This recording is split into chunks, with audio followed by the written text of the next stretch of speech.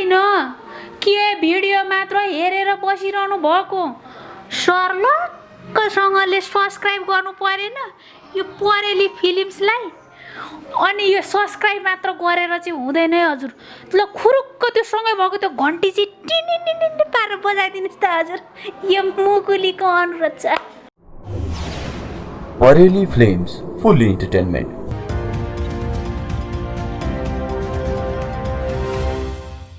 आदरणीय दर्शकबिन नमस्कार। आज विशेष कुराकानीको लागि फेरि पनि जोडेको छु सीता दाहालसँग जो उहाँ हुनुहुन्छ अनेम सङ्घीय केन्द्रीय सदस्य पनि हुनुहुन्छ र 2 नम्बर प्रदेश सम्पर्क विशेषको पूर्व इन्चार्ज पनि हुनुहुन्छ। सर्वप्रथम विभिन्न अनलाइनमा यहाँलाई हार्दिक स्वागत गर्छु। म एकमुष्टमा स्वागत छ यहाँलाई। धन्यवाद। आराम हुन्छ? ठिकै छु। फेरि पनि हामी जोडिने मौका पाइरहेका छौँ। हजुर त्यो विशेष संयोग जुरेको छ। संयोगले यो विशेष संयोगमा अब हामी आज घम्सी तितो सत्य र खरो पिरो कुराहरू गर्नेछौँ आज हामी कि देशमा विभिन्न विषयवस्तुहरू छन् र हामीले ती विषयवस्तुहरू समेट्दाखेरि एक दिन एक रात अथवा 7 दिन 7 रात गर्दा पनि सकिँदैन। किन सकिँदैन भन्नुहुन्छ भने एकातिर एमसिसीका कुराहरू छन्, अर्कोतिर सीमा विवादका कुराहरू छन्, अर्कोतिर फरिया उचाली संसद भवनमै सरिता गिरी उभिरहनु भएको छ, हिन्दी भाषामा भाषण गरिरहनु भएको छ होइन। अर्कोतिर फेरि यहाँ अर्को एउटा नौटङ्की चलिरहेको छ माइती घरमा। म त नौटङ्की भन्छु होइन। यो तपाईँको पशुपतिमा लास फल्ने जस्तो एकातिर एमसिसीको छ, अर्कोतिर रुकुमको छ, अर्कोतिर के को छ होइन। तर विरोधाभास मात्रै भयो, कार्यान्वयन चाहिँ कहीँ पनि भएको देखिँदैन। विरोध गर्ने काम मात्रै भइरहेको छ। र सर्वप्रथम म बुझ्न चाहन्छु, सबभन्दा ठुलो कुरा एउटै प्रश्न सोध्छु, सरिता गिरीको विरोधमा सरिता गिरीको घरमा गएर जुन तोडफोडको अथवा त्यहाँ जुन गर्ने क्रियाकलाप छ त्यो सही कि गलत पहिला म सोध्छु। धन्यवाद हरिजी प्रश्नको लागि। अब अहिले सरस्वती हेर्नु पर्दाखेरि सबै देशमा भएका घटनाक्रमलाई तपाईँले सरस्वती अहिलेका जल्दा बल्दा समस्याहरूलाई चाहिँ उठाउनु भएको छ, त्यसको लागि धन्यवाद। अब अहिले जुन खालको सरिता गिरीको प्रस्तुति उहाँ हाम्रो सदनमा जिम्मेवार सभासद पनि हो हाम्रो देशको, उहाँले जे प्रस्तुति उहाँको आयो त्यस पछाडि विवादहरू सुरु भयो कि उहाँका प्रस्तुति विवादित भए। एकातिर चाहिँ हाम्रो देशले समग्रतामा सबै पार्टीहरू एक भएर देशको लिम्पियाधुरा सहितको नक्सा सार्वजनिक गर्न खोजिरहेको छ, अर्कोतिर उहाँले चाहिँ त्यो भूभाग चाहिँ नेपालको होइन भनेर विवादित कुरा गरिदिनु भयो। त्यो प्रश्न होइन, त्यो प्रसङ्ग म जान्छु, त्यो प्रसङ्ग म चाहिँ प्रवेश गर्छु। म जाँदैछु एकछिन म तपाईँलाई मैले यो प्रसङ्ग मात्रै जोड्न खोजेको, त्यसले उब्जाएको चिज हो यो। उहाँले जो सदनमा बोलिदिनु भयो कि एउटा अर्को भाषाको कुरा भयो, उहाँले बोल्नुभएको 2टा कुरा, एउटा सीमाको कुरा अर्को भाषाको कुरा कि उहाँ नेपालको संसदमा हिन्दीमा बोलिदिनु भयो। अब त्यो हिन्दी भाषा बोल्नै पर्ने जरुरी सरिताजीलाई थियो कि थिएन त? उहाँ नेपाली भाषा नजानेर हिन्दी बोल्नुभएको हो? होइन, त्यो त उहाँ नेपाली भाषा राम्रोसँग बोल्न सक्नुहुन्छ कि सबै नेपालीहरूले नेपाली भाषामा बोलेपछि त बुझ्छन् त। एउटा कारण उहाँ हिन्दी भाषाले विवादित हुनुभयो, अर्को सीमाको कारणले विवादित हुनुभयो र त्यसलाई सच्याउनु पर्छ भन्दा उहाँ बरु मेरो सबै थोक जाओस्, म सच्याउन तयार छैन भनेको सभासदै जान्छ भने पनि जाओस्, म सच्याउन सक्दिनँ भनिसकेपछि हामीले के बुझ्नु पर्यो भने उहाँ चाहिँ भारतीय सरकारबाट भारतबाट प्रेरित भएर हाम्रो देशमा आउनुभएको हो कि परिचालित भएर हाम्रो देशमा चाहिँ उहाँ कसरी सभासद हुन आउनुभयो त? हाम्रो देशको नुन खाएपछि त उहाँले हाम्रो देशको कुरा बोल्नु पर्यो नि, हाम्रो भाषा बोल्नु पर्यो नि भनेर आवाज उठेको हो। जसरी मनिषा कोइरालाले इन्डियामै बसिन्, उहाँ पेसागत रूपमा मनिषा इन्डियामै व्यवसाय गरेर बसेकी मान्छे हुन्, तर उनले नेपालको पक्षमा बोलिन् त। मेरो देश हो, म यहाँ रोजीरोटीको लागि मात्रै आएको हो, म देश बेच्ने कुरामा सहमत हुन सक्दिनँ, म आफ्नो राष्ट्रियतालाई जोगाउनका लागि जे गर्न पनि तयार छु भनेर जसरी मनिषा बोलिन् र मनिषा नेपाल पनि आइसकिन् भारत छोडेर। त्यसमा हामीले गर्व गर्नुपर्छ कि आफ्नो माटोमाथिको माया कति हुन्छ भनेर। त्यसै गरी सरितालाई यदि भारतकै माया छ भने हामी सरितालाई ससम्मान बिदा गर्न तयार छौँ कि उहाँले उहाँ जान्छु भन्नुहुन्छ भने हामी ससम्मान बिदा गर्न तयार छौँ गर्न तयार छौँ तर एउटा कुरा तपाईँले जे सोध्नुभयो नि उहाँको घरमा जुन तोडफोड भयो त्यो सही कि गलत भन्नुभयो कुनै व्यक्तिको घर तोडफोड गरेर हामीले जे खोजेका हौँ त्यो चिज पाउँदैन त्यो त अराजक भयो नि त्यो अराजक हो त्यो अराजकता नै हो त्यो गर्न हुन्न थियो तर भयो के भन्दा रिस आएपछि कसैले बेद पढ्दैन के हरिजी रिस उठिसकेपछि बेद पढेन भन्दाखेरि जस्तो तपाईँको भोलि जस्तो सीता दाहालको इच्छा र रिस साध्दै सीता दाहाल घरमा गएर घर पढिदिने घरमा तपाईँको परिवारलाई टचर दिने म भन्दैछु त मैले भने त त्यो घरमा गएर तोडफोड गर्नु गलत हो कसैको उक्साहटमा कसैको भनाइमा कसैको लैमा लागेर जानु एकदम गलत हो त्यो गर्न हुन्न थियो सरिता गिरीलाई जे गर्नुपर्ने हो हामी बाहिरबाट पनि प्रेसर गरिरहेका छौँ सदनबाट पनि प्रेसर आइरहेको छ स्वयं उहाँकै पार्टीले पनि प्रेसर दिइरहेको छ कि तपाईँ सच्याउनुहोस् उहाँले जे संशोधन हाल्नुभयो यो नक्साको विरुद्धमा यो आपत्ति तपाईँको जस्तो सीमा विवादको हो अथवा भाषाभाषीको हो के कुराको यो मूल कुरा सीमा विवाद हो मूल कुरा सीमा विवाद हो त्यसले जन्माएको अर्को कुरा भाषा हो के उहाँको जुन प्रस्तुति भयो त्यसमा त्यो जोडिएर आयो उहाँले चाहिँ हरेक मिडियाहरूमा बोलिराख्नु भएको छ नि त हाम्रो लिम्पियाधुरा नेपाल हाम्रो भाग होइन भनेर उहाँले केही डाटाहरू ल्याउनु पनि भएको छ तर हामीसँग प्रमाण छ नि त जनगणनामै चाहिँ त्यहाँ गएर जनगणना गरेका मान्छेहरू अहिले पनि जिउँदैछन् उहाँले होइन भनेर हुन्छ भारतले जे बोल भन्यो त्यही बोल दिएर उहाँले चाहिँ नेपालको नुन खान पाउनुहुन्छ यदि साँच्चै भारतबाटै प्रेरित भएर आउनुभएको भने हामी अहिले पनि सरिता गिरीलाई बिदा गर्न सक्छौँ कि उहाँ ससम्मान जानुहोस् तर यो तोडफोड गर्ने उहाँलाई आक्रमण गर्ने व्यक्तिमाथि हमला गर्ने यो चाहिँ कुनै हिसाबमा राम्रो कतिपय बुद्धिजीवीले टिका टिप्पणी गरिरहेका छन् कि यो चाहिँ यो सरकारकै एउटा मुसो बिरालोको खेल भनेर पनि टिका टिप्पणी गरिरहेको अवस्था छ किन भन्नुहुन्छ भनेदेखि जस्तो अब प्रधानमन्त्रीज्यूले नक्सा साबित गर्नुभयो प्रस्तुत गर्नुभयो सरिताजीले विरोध गर्नुभयो भनेपछि यसैभित्र पनि आफै डक्टर आफै बिरामीको चाहिँ खेल भइरहेको छ सरिता गिरीलाई उस्याएर चाहिँ सरकारले उस्याएर चाहिँ एउटा चाहिँ सेन्टिमेन्ट क्यास गर्नको लागि एउटा राष्ट्रियताको सेन्टिमेन्ट क्यास गर्नको लागि यतातिर लागिरहेको अवस्था भन्ने खालको एउटा मुसो बिरालको खेल भन्ने पनि टिका टिप्पणी भइरहेको छ के भन्नु त्यस्तो होइन त्यस्तो पटक्कै होइन त्यो कुरा तपाईँहरूले पनि विश्वास नगर्नुहोस् र हामीले पनि विश्वास गर्ने आधार छैन किन छैन भने सदनमा भएका सबै पार्टीहरू एकजुट भएका छन् अहिले राष्ट्रियताको विषयमा लिएर हामीले त मैले योभन्दा पनि अगाडि हरिजी तपाईँलाई नै भनेको थिएँ मैले अहिलेको परिस्थिति र अहिलेको हाम्रो देशको अवस्था भनेको अब एक्लै गएर मात्रै हुँदैन अब सर्वदलीय समिति नै बनाउनुपर्छ र सबै पार्टीलाई प्रधानमन्त्रीले समेट्नुपर्छ भनेर मैले तपाईँलाई भनेको थिएँ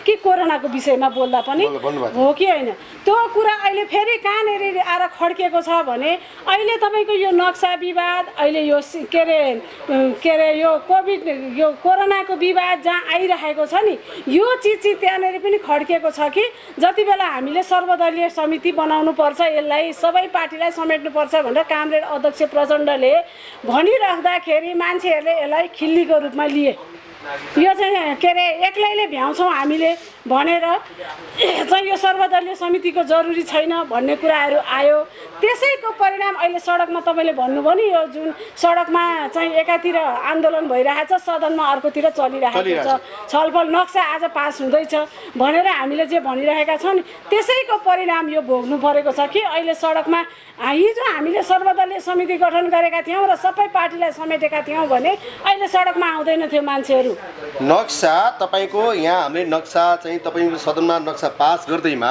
त्यो हाम्रो गुमेको भूमि फिर्ता हुने सम्भावना छ त्यो त म भन्न सक्दिनँ भूमि हाम्रो नै हुन्छ भनेर जबसम्म हामीले उपभोग गर्न सक्दैनौँ जबसम्म भारतसँग कूटनैतिक वार्ताद्वारा यो समस्या हल हुँदैन कि भारतले स्वीकार्नु पर्यो कि त्यो जमिन नेपालको हो भनेर जबसम्म भारतले स्वीकार्दैन तबसम्म नक्सा मात्रै बनाएर त हरिजी दिल्लीसम्मको बनाइदियो पनि त भोलि नक्सा मात्रै बनाउने हो भने मैले त्यतिखेर पनि फेसबुकमा एउटा स्ट्याटस हालेको थिएँ जब नक्सा बन्ने भयो भनेर साथीहरू एकदम खुसी भएर फेसबुकमा हाल्नुभयो स्ट्याटस मैले त्यो बेला भनेको थिएँ कि के अरे यो नक्सा निकालेर मात्रै हाम्रो भूमि हुँदैन है यो कुरा चाहिँ सबैले बुझ्नु पर्यो कि नक्सा मात्रै बनाउँदा हाम्रो भूमि हुन्थ्यो भने त्यो नक्सा त हामीले दिल्लीसम्मको बनाइदिए पनि हुन्छ, कलकत्तासम्मको बनाइदिए पनि हुन्छ।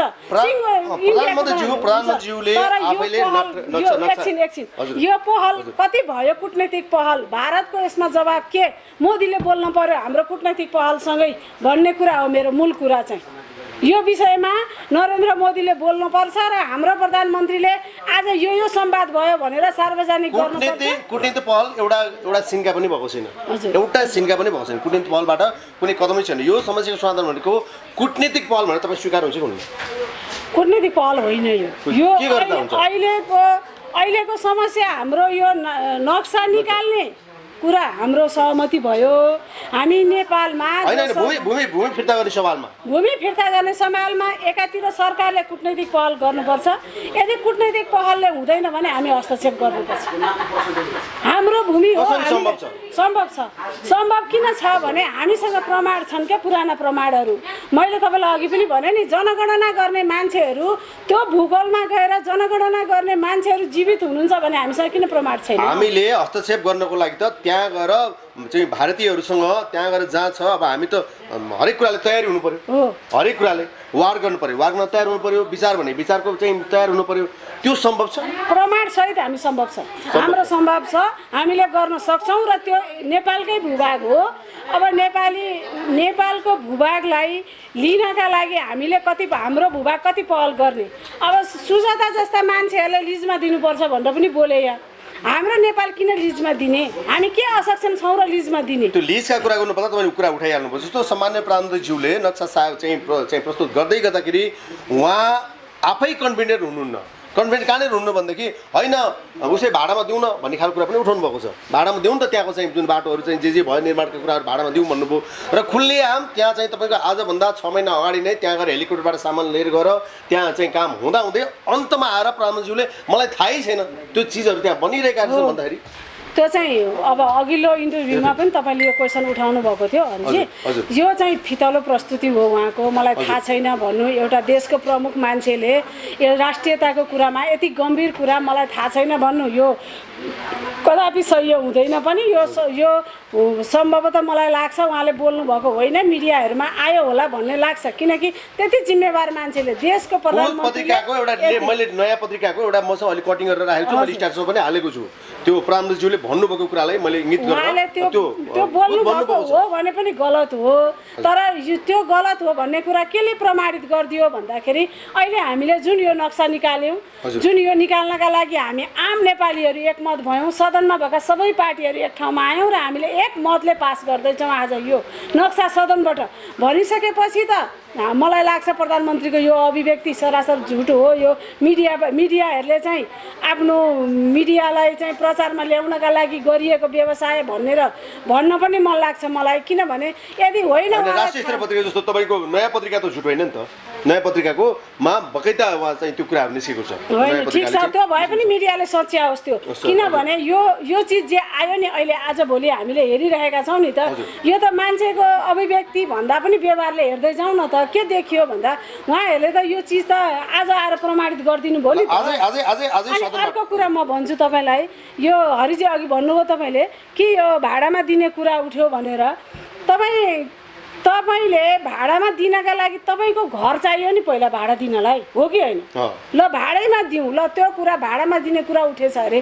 भाडामा दिनलाई पनि त तपाईँको घर चाहियो, तपाईँले यति मूल्यमा मेरो घर भाडामा दिन्छु भनेर तपाईँले फिक्स गर्नुहुन्छ अनि तपाईँलाई नियमित भाडा आउँछ।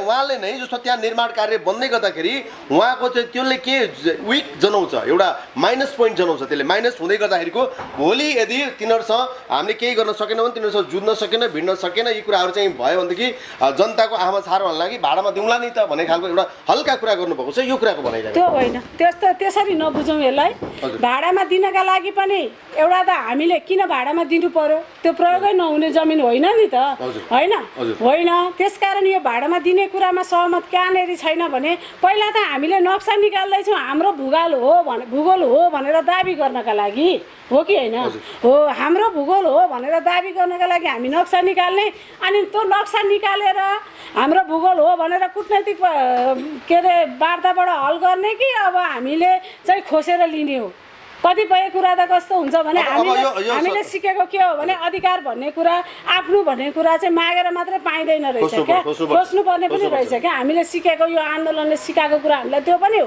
हामीले खोसेका थियौँ भन्दा फेरि आज भएको सरकारले त सर्वोच्च जनतासँग खोज्दैछ त फेरि सबैको खोज्न सिकेको भएर आजको सरकारले जसरी खोजिरहेको छ सबै खोजेर जनतासँग खोज्दै जनता चाहिँ सर्वहारा भन्ने कुरोमा जनता सबै नाङ्गो भइसक्यो त्यसो भए होइन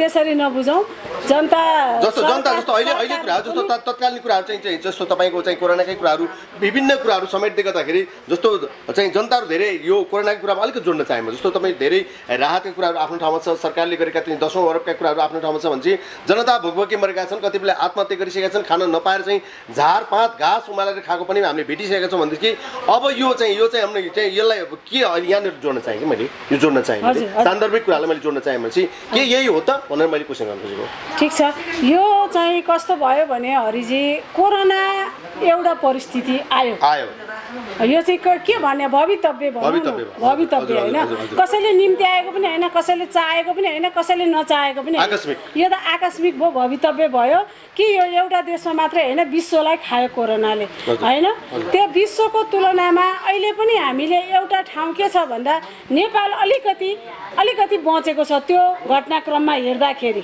होइन त फेरि पनि हामी कहाँनेरि चाहिँ चुक्नु हुँदैन भने बच्यौँ हामी भनेर हामी फ्री भएर हिँड्ने स्थिति चाहिँ छैन कि अहिले 4000 माथि लागिसकेको छ होइन आजसम्मको डाटा हेर्दाखेरि 41-42 सयको हाराहारीमा पुगिसकेको छ होइन मैले ठ्याक्कै यो कुरा ठ्याक्कै रोक्न चाहेँ किनभने जस्तो कोरोनाको कुराहरू पर्दा धेरै समस्याहरू छन् यो हामी फेरि दोस्रो चाहिँ बसाइमा हामी यसलाई चाहिँ गर्छौँ अहिले हामी फेरि सब्जेक्टतिर फर्कौँ जस्तो अब तपाईँ जस्तो सीमा विवादको कुरामा नक्सा सदनबाट पारित गर्दाखेरि दोस्रो स्टेप अब के हुन्छ अब सदनबाट पास भइसकेपछि त अब त नेपालले त्यो छाप लाउँछ होइन आधिकारिक नक्सा आज निस्किन्छ आज निस्किसकेपछि अब पहल सुरु हुन्छ जस्तो लाग्छ मलाई होइन पहल सुरु गर्नुपर्छ कुटनैतिक पहल गर्नुपर्छ कुटनैतिक पहलै किन गर्नुपर्छ मैले भन्न खोजेको भने अहिले हाम्रो बहुमतको सरकार छ कम्युनिस्ट सरकार भनेका छौँ हामीले जनताले कम्युनिस्ट सरकार भनेरै जिताएर पठाएका हुन् 5 वर्षलाई अधिकार दिएका छन् यो समयमा हामीले राम्रो गर्ने या नराम्रो गर्ने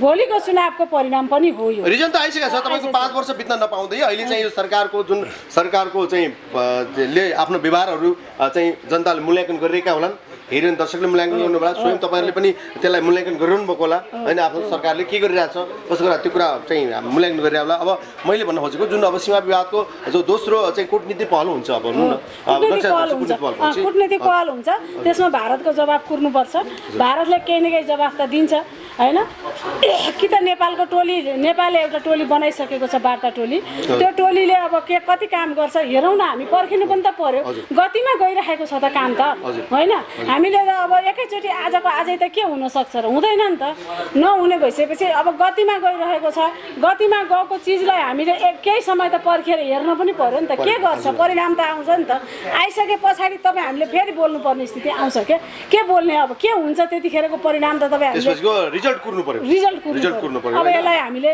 पर्खिनुपर्छ हरिजी अहिले नै आजै हामीले यसको लगभग अब हामी कार्यक्रमको लगभग अन्तमा आउँछौँ फेरि हामी सरिता गिरीतर्फ नै चाहिँ गर्छौँ अहिले सरिता गिरी बाहिरिएको भन्ने खालको एकातर्फी हल्ला छ होइन यो एक्ज्याक्टली के हो यो एउटा कुरा रह्यो भनेपछि अर्को कुरो चाहिँ भाषाभाषीको कुरो जुन त्यही फेरि उठान गर्न चाहन्छु म भनेपछि भाषाभाषीमा आपत्तिजनक कुरा गरिरहनु पर्दाखेरि तपाईँको घरमा हिन्दी सिरियलहरू चल्छ तपाईँका बच्चाहरू चाहिँ मोटु पत्लुबाट प्रभावित छन् यस्ता कुराहरू छन् भनेदेखि चलचित्र हलहरूमा हिन्दी चलचित्र प्रभावित भएका छन् हामी हिन्दीको हरेक कुराहरू चाहिँ इन्डियन कुराहरूलाई चाहिँ हामी एक्सेप्ट गरेर गइरहेछौँ भनेदेखि अब सरिता गिरीले त्यहाँ सदनमा चाहिँ बोलिरहँदाखेरि कुन चाहिँ आपत्तिको विषय रहन्छ सुन यस्तो हो हरिजी कुरा कस्तो हो भने तपाईँको घर मेरो घर संस्कारै छैन हामी संस्कारै सिकेका छैनौँ हामी एकैछिन सुन्नु न तपाईँको घर व्यक्तिगत भयो, मेरो घर पनि व्यक्तिगत भयो, तर सदन भनेको व्यक्तिगत ठाउँ होइन क्या।